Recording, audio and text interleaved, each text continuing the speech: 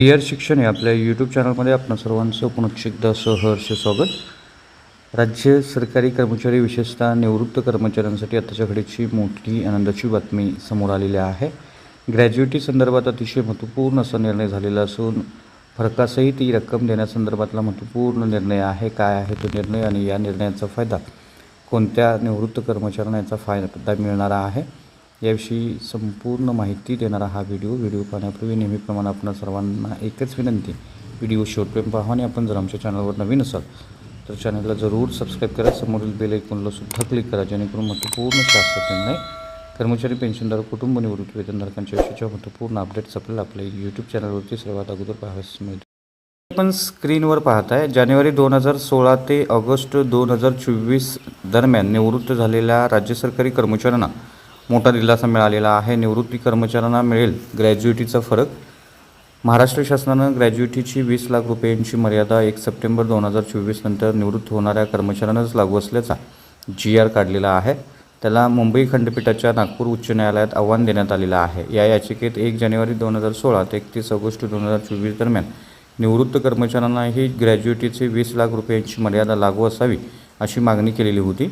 न्यायमूर्तींनी या संदर्भात खंडपीठासमोर झालेल्या सुनावणीत यावर याचिकाकर्त्यांची मागणी मान्य करीत असे निर्देश शासनाला देण्यात आलेले आहेत। यामुळे 1 जानेवारी 2016 ते 31 ऑगस्ट 2024 दरम्यान निवृत्त कर्मचाऱ्यांना मोठा दिलासा मिळाला असून यापूर्वी निवृत्त झालेल्या कर्मचाऱ्यांना फरकाची रक्कम मिळणार आहे। निवृत्ती अथवा नोकरी सोडल्यानंतर मिळणाऱ्या ग्रॅज्युइटीच्या रकमेवरील करमाफीची मर्यादा सध्या 20 लाख रुपये आहे। किमान 5 वर्षे सलग नोकरी केलेल्यांना अथवा निवृत्तीनंतर कर्मचाऱ्यांना वेतनानुसार ग्रॅज्युइटी दिली जाते। ग्रॅज्युइटीची 10 लाखाची मर्यादा 20 लाख रुपयापर्यंत वाढवण्यात आली। त्यानंतर 7व्या वेतनानुसार 10 लाखापर्यंतच्या ग्रॅज्युइटीवरील करमाफीची मर्यादा 20 लाखापर्यंत वाढवण्यात आलेली होती। मात्र हा लाभ केवळ केंद्र सरकारी कर्मचाऱ्यांनाच मिळत होता। आता मात्र सर्वसामान्य कर्मचाऱ्यांना ही करमाफी मिळते। केंद्र सरकारनं यापूर्वी ग्रॅज्युइटी सुधारणा विधेयक 2017 लोकसभेत सादर केलेलं होतं, मात्र त्यावर शिक्कामोर्तब होऊ शकलेलं नव्हतं।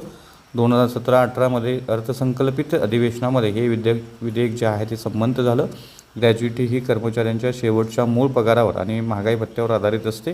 कायद्यानुसार देय असलेली कमाल रक्कम रुपये 20 लाख आहे। या मर्यादेपेक्षा जास्त रक्कम देण्यास परवानगी नाही। कर्मचाऱ्यांना आपल्या मूळ आस्थापनेत जाऊन तेथील पेन्शनची फाईल तयार करून AG ऑफिसकडे पाठवणाऱ्या संबंधित अधिकारी कर्मचाऱ्यांशी संपर्क साधावा। तिथं सर्व कागदपत्रे व पुरावे सादर केल्यानंतर पुढील मंजुरीसाठी ही कागदपत्रे AG ऑफिसकडे पाठवण्यात येतील। यानंतर मंजूरनंतर फरकाची रक्कम पहिले कोषागारात आणि कर्मचाऱ्यांच्या बँक खात्यात जमा होईल। या प्रक्रियेला साधारणतः महिना ते 3 महिने वेळ लागू शकतो अशी माहिती नागपूर विद्यापीठातील निवृत्त उपकुलसचिव जे आहेत BS राठोड यांनी दिलेली आहे।